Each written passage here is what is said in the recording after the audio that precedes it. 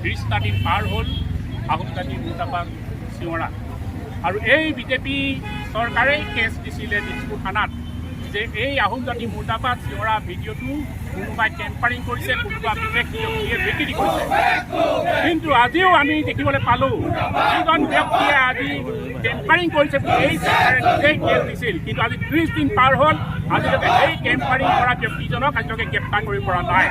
এই ক্ষেত্ৰত হিমন্ত বিশ্ব শৰ্মাৰ অন্তৰ্গত গৃহ বিভাগ বা আৰক্ষী বিভাগ এই ক্ষেত্ৰত কিন্তু সম্পূৰ্ণ অকামিলা বা দায়িত্ব জ্ঞান বা আৰক্ষীয়ে যিখিনি কাম তেওঁলোকে অসম চৰকাৰে কয় যে দায়িত্বশীল বা দক্ষতাপূৰ্ণ আৰক্ষী নিজকে জাহিৰ কৰি ফুৰে, আজি কিন্তু সম্পূৰ্ণ ব্যৰ্থ হৈছে।